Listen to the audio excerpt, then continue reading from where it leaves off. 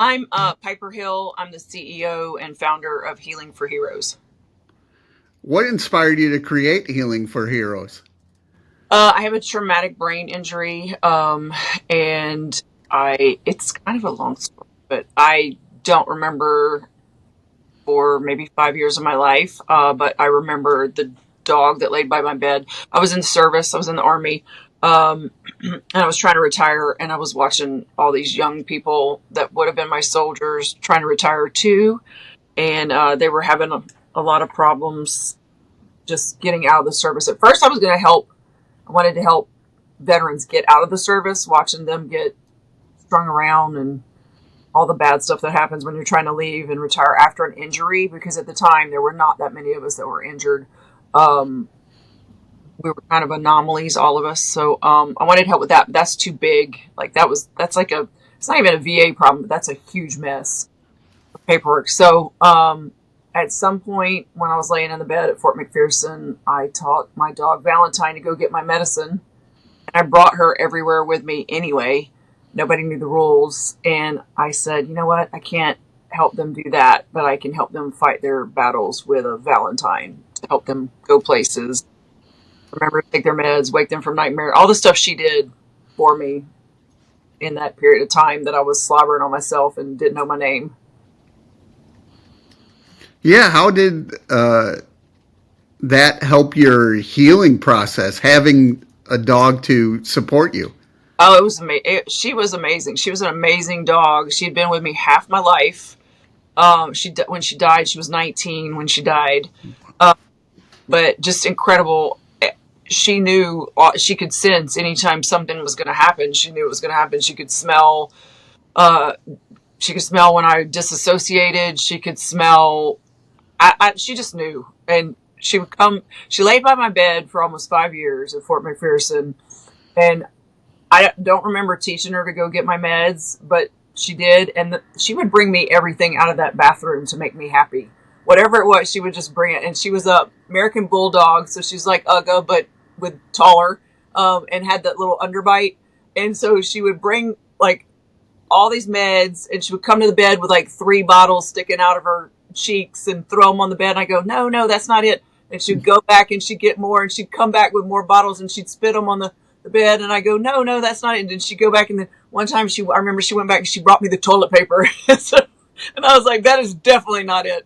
But then when she got it right, she would jump around like a deer, because I'd be like, yay, you got it. And she was an amazing dog, because I was pretty miserable, I'm sure. I don't remember, thank God I don't remember a lot of it, but I remember crying a few times, and she would check on me and give me kisses or hugs or whatever. And knowing that she was there, I mean, she didn't have anything else to do. She didn't have to go to work. So just knowing that she was there by my bed was helpful too. Can you tell me a little bit about your organization? Yeah, so we started in 2008 when I started getting my senses back. And we were one of the only the service dog programs for veterans in the whole country. There was one other on the southeast that I knew of, and then there was one on the west coast that I knew of, and then us. We started with one guy 1 year. I still talk to him to this day. He lives in Michigan. Um, and now we have 1,300, and we just finished a class, 1,360 veterans with service dogs.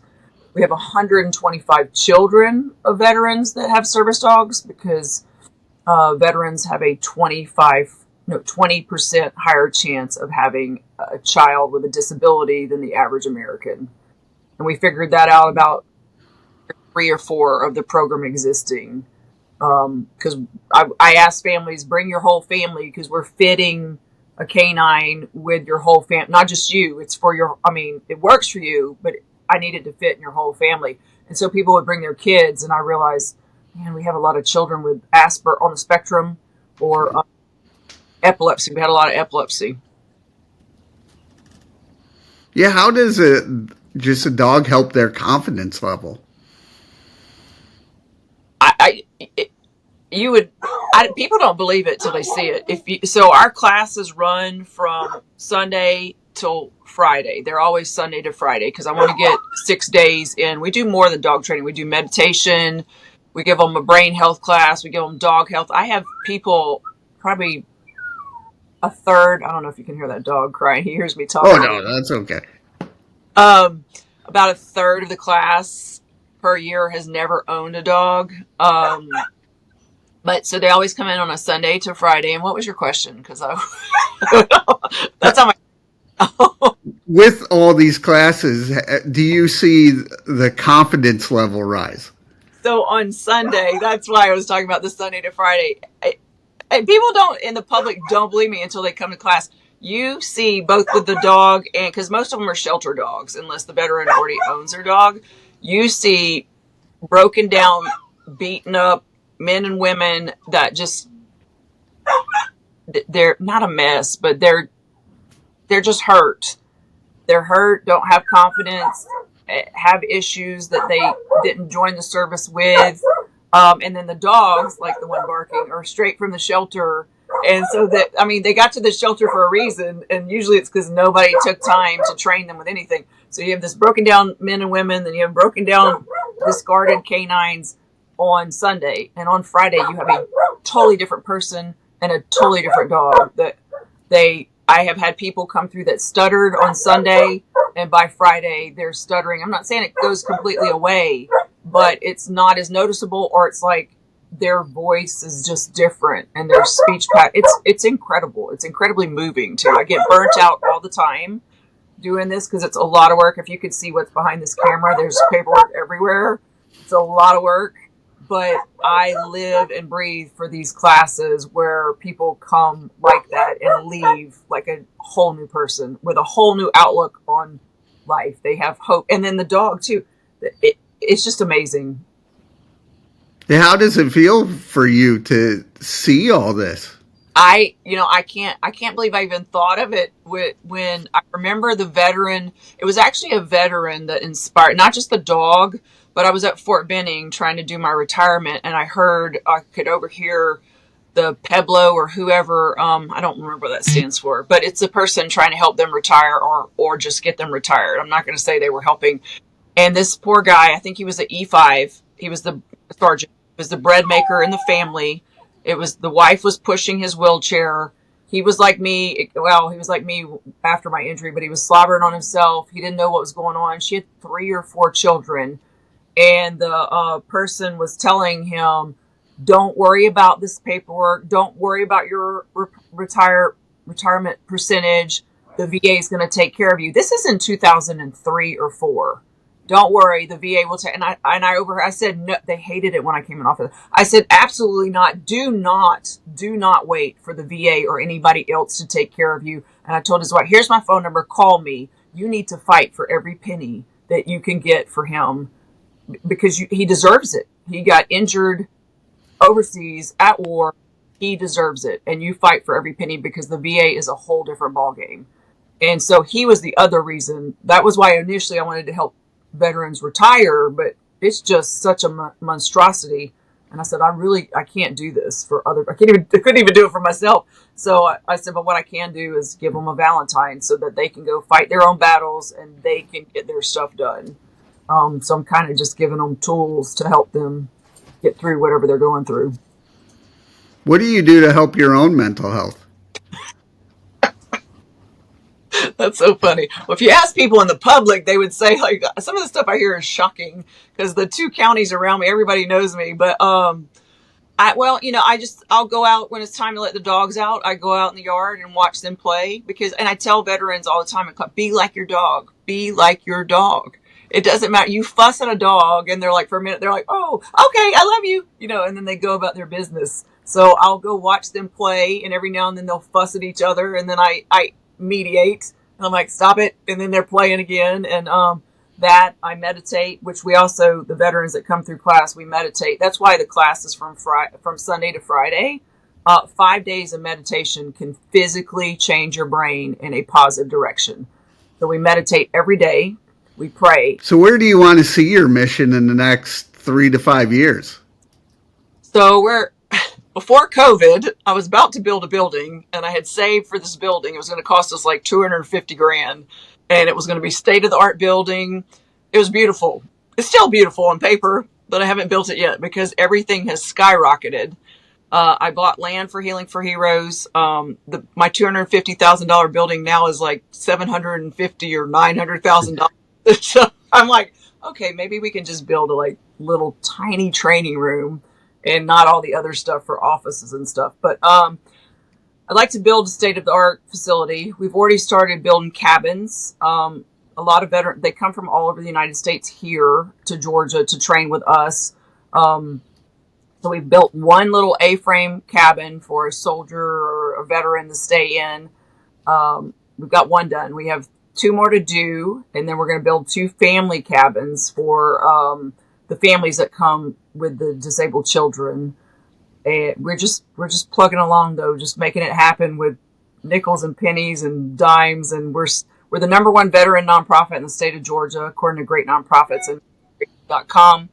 And we're number 5 in the country. So people come from, I just want to help them.